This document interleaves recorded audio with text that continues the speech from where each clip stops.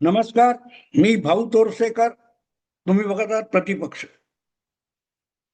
मित्रांनो, काल परवा कुठेतरी एक युट्यूबवर व्हिडिओ बघितला.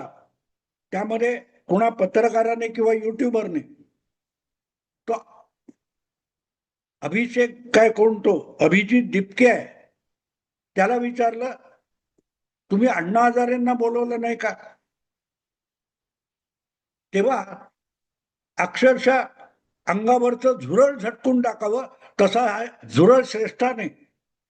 अण्णा हजारे वगैरेंची गरज नाही, आता त्यांनी रिटायर झालं पाहिजे.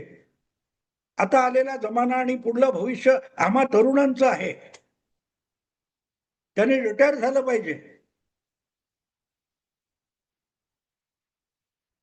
कारण जंतर मंतर असो किंवा रामलीला असो, त्याच्यावर सरकार बदलण्याची आंदोलनं जी झाली आहेत, त्यामध्ये अण्णा हजारे हे आंदोलन अण्णा हजारे या नावाने ओळखलं जातं. मी अण्णांचा समर्थक नाहीये. प्रासंगिकतेनुसार मी अण्णा हजारेंचं आणि त्यांच्या लोकपाल आंदोलनाचं समर्थन केलंय. पण ते जे आंदोलन दीर्घकाळ चाललं आणि ज्याच्या समोर सरकार झुकलं नाही, तर ढुंगणावर लाथ मारून हाकललं गेलं, ते आंदोलन अण्णा हजारेंनी केलं होतं. आणि ते आंदोलन अण्णा हजारे यांच्या नावाने ओळखलं जातं. पण त्याच्यामध्ये केजरीवालनी अतिशय चतुराईने अण्णा हजारेंना उल्लू बनवलं होतं. का असे ना, पण आपण आंदोलन कुठपर्यंत आणायचं आणि कुठपर्यंत नाही, हे त्या वृद्ध आणि अडाणी माणसाला कळत होतं. केजरीवालला कळत नसेल, पण अण्णा हजारेंना कळत होतं. कारण ज्या वेळेला अण्णा हजारे जंतर मंतरला बसले, तेव्हा यातले बरेच लोक, आमिर खान, मेधा पाटकर, योगेंद्र यादव, हे सगळे जंतर मंतरवर केजरीवाल आणि अण्णा हजारे वगैरे मंडळी होती त्या काळात, त्या सगळ्यांना पाठिंबा द्यायला पोहोचलेली होती. आणि तुम्हाला आठवत असेल, नसेल तर आठवण करून देतो, की त्या जंतर मंतरवरच्या उपोषणामध्ये रंगतीय बसंतीचे जे कोणी कलावंत वगैरे गेले होते, त्यापैकीच त्यांच्या बरोबर असलेल्या मेधा पाटकर, नर्मदा बचाव आंदोलनाच्या महान जनक किंवा जननी जे काय म्हणाल ते, या तिथे बिसलेरीचं पाणी पितात याच्यावर पण टीका झाली होती. असो, मुद्दा तो नाही. दिपके म्हणतो की अण्णा हजारेंची वगैरे गरज नाही, त्यांनी बाजूला व्हावं. जणू काय हा तरुणपणाचा अमरपट्टा घेऊन आलाय. पुढची 100 वर्ष, 200 वर्ष हा अभिजित दिपके तरुण राहणार आहे आणि वेगवेगळ्या मुलींबरोबर नाच करणार आहे आणि सेल्फी घेणार आहे.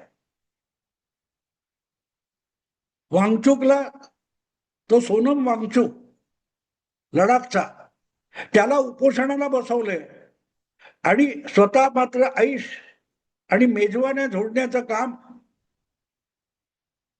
तो अभिजित दिपके कोणतो करतोय. म्हणजे एक व्हिडिओ मी बघितला, तो बिचारा वांगचुक तिथे बसलाय उपोषणाला त्या मंचावर आणि तो गयावया करून सांगतोय की बाबानो, एक दिवस तरी मला पाठिंबा म्हणून 24 तास उपोषण करा. आप सब ठूस ठूस कर खा रहे हो. ठूस ठूस करचा अर्थ कळतो मित्रांनो? हिंदीत शब्द आहे तो दाबून खा. दाबून दाबून तुम्ही खाताय, मेजव्यानं करताय, पक्वांना हादडताय आणि मी इथे उपाशी बसलोय. माझ्या शरीराचं त्राण घटत चाललेलं आहे. एक दिवस तरी पाठिंबा म्हणून खरोखरचं उपोषण करा. आणि हे ज्या व्हिडिओत दाखवलं होतं, त्याच्यातच दुसऱ्या बाजूला तो जो दिपके आहे, तो समोसा काय काय बदा बदा चावून चावून तोंडात खुपसून खातो, यथेच्छ ताव मारतोय. तक्रार एवढीच आहे की तिथे येणारे लोक, झुरळांच्या आंदोलनाला येणारे जे लोक आहेत, ते नेमकं नाश्त्याच्या वेळेला हजेरी लावतात, दुपारच्या खाण्याला हजेरी लावतात आणि रात्रीचं जेवण झालं की गायब होतात.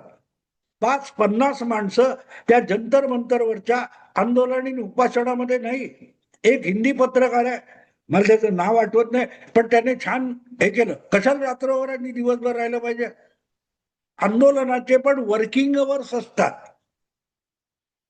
एखाद्या ठिकाणी तुम्ही नोकरी करता तेव्हा 24 तास, आठवड्याचे 7 दिवस तुम्ही त्याच कारखान्यात किंवा त्याच ऑफिसमध्ये राहत नाही. तुमचे वर्किंग अवर्स असतात. वर्किंग अवर्स म्हणजे काम, धंदा, नोकरी, चाकरी. जेवढे तुमच्या आयुष्यातले तास आणि श्रम तुम्ही त्या कंपनीला, त्या संस्थेला दिले, तितका वेळ तुम्ही तिथे हजेरी लावता आणि असेल ते काम करता. त्याला वर्किंग अवर्स म्हणतात. या हिंदी पत्रकाराने फार चांगला शब्द वापरला. अरे आंदोलनाचे पण वर्किंग अवर्स आहेत ना. रात्री तिथे बसून काय करणार? कोण तुमच्या घोषणा ऐकायला आहे? मग रात्री बसून काय करणार? आणि रात्री तिथे उघड्यावर झोपून काय करणार? त्यामुळे ते येतात, काय 2 तास, 8 तास, 6 तास बसतात, खातात, पितात आणि जातात. आणि फुकट खाण्याची सोय असेल, लंगर लागलेला असेल, भंडारा असेल, तर तिथे का नाही जायचं? कोण इथे खायला पुरवतोय? नाही नाही, कोणते मुस्लिम टोप्या घालून अगत्याने येणार अशा ठिकाणी ते सरदारजी किंवा मुस्लिम असतात, ते अगत्याने आपला धर्म दाखवायला येतात. आणि काय काय अगदी बिस्लेरीच्या बाटल्या आणि काय काय खाणं पिणं, कुरकुरे, फुरफुरे, सुरसुरे, लंच पॅकेट्स. हे आंदोलन जगात पहिलं बघितलं आम्ही अण्णा हजारेंच्या आंदोलनात. पण अन्न पाणी वाटलं जात होतं, नाही असं नाही, पण फक्त खाण्यासाठी तिथे लोक येतात. एवढी तर टीका झालेली नव्हती. आणि विचारा वांगचूक बसलाय, त्याला टॉयलेटला कुठं जायचं ही समस्या आहे. मग आंदोलनाची नवी मागणी आली की इथे मोबाईल टॉयलेट आणून ठेवा. जगाच्या पाठीवर कुठे तुम्ही आंदोलनकर्त्यांच्या मागण्यांमध्ये मोबाईल टॉयलेट पाहिजे ही मागणी बघितली का? पण असो, मला त्या बिचाऱ्या वांगचूकची दया आली. मंचावरून हातात माईक घेऊन त्याला सांगायला लागतंय की बाबांनो, एकदा तरी प्रामाणिकपणे 1 दिवसासाठी सिम्बॉलिक उपोषण करा. आणि एक काहीतरी 14-15 वर्षाची मुलगी म्हणतो, तो क्यों नाही, भरपेट भी भूक हडताल हो सकता है. सगळ्या व्याख्या बदलतायत मित्रांनो.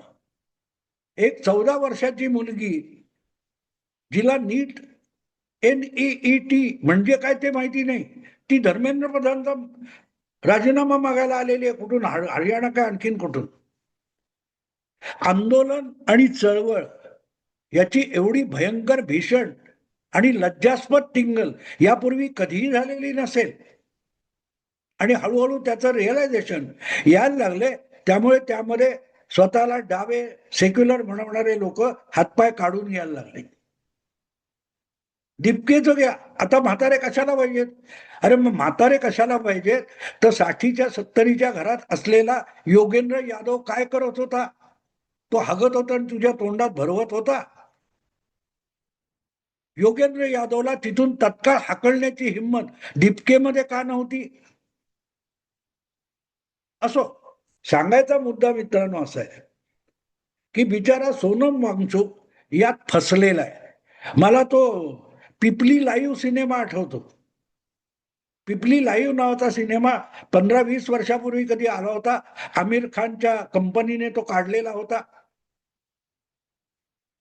त्यामध्ये असंच पत्रकार आणि मीडिया हे कशी आंदोलनं उभी करतात याचं जिवंत चित्रण होतं. अर्थात त्या काळात तो इतका बेशरमपणा नव्हता जो आता आहे. कोणतरी अमेरिकेत बसलेला एक पोरगा सरन्याधीशांच्या एका वक्तव्यातला एक शब्द उचलतो आणि कॉक्रोच जनता पार्टी म्हणून काहीतरी एक पोस्ट टाकतो आणि जगभरात त्याला 2 दिवसामध्ये 2 कोटी सदस्य मिळतात. आंदोलनं अशी होतात. आंदोलनं अशी होतात व्हर्च्युअल. आणि 2 कोटी झाल्यानंतर त्याच्या गळ्यात पडलं घोंगडं. मग पहिला नाटक सुरू झालं. आता तो भारतात येणार आहे, त्याला अमेरिकेतून हाकललाय आणि भारतात आला की विमानतळावरच त्याला अटक होणार. कोणी अटक केली नाही. उलट पोलिसांनीच त्याला तिथे ताब्यात घेतला आणि थेट आणून जंतर मंतरवर सोडला, करा आंदोलन.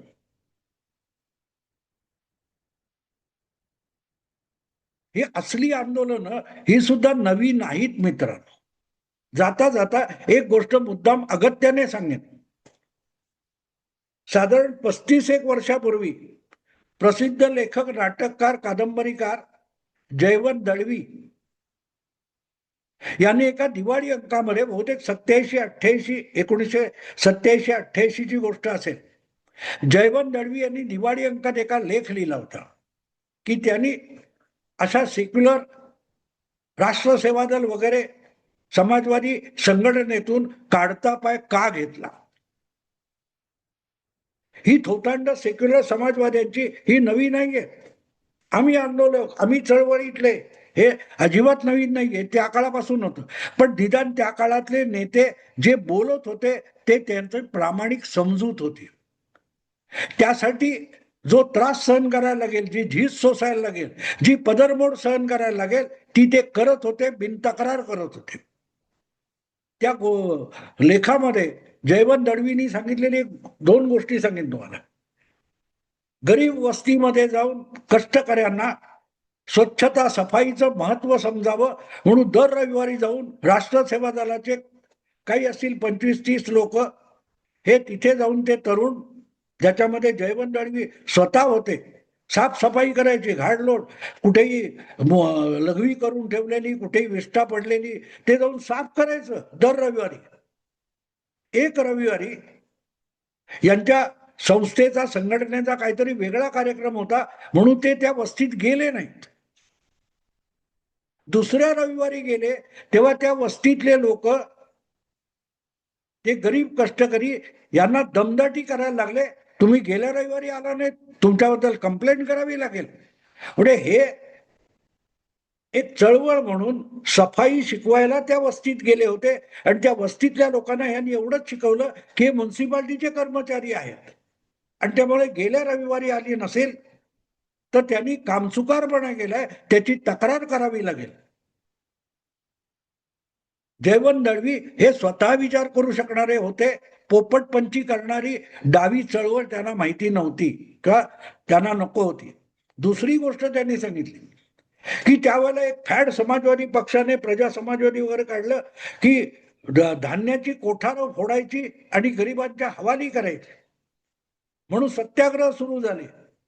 मग 5-50 कार्यकर्ते आणि त्यातले 5 लोक सत्याग्रह करणार अशी घोषणा करायचे. मग एखाद्या गोडाऊन असेल त्याच्या अलीकडे प्रतिबंधित एरिया पोलीस सांगायचे, तिकडे अलीकडे त्यातले 4-5 जे सत्याग्रही असतील ते भाषण करायचे, त्यांना उरलेले कार्यकर्ते हार घालायचे आणि मग हे 5 सत्याग्रही घोषणा देत त्या गोडाऊन पर्यंत जायचे, गोदामापर्यंत जायचे.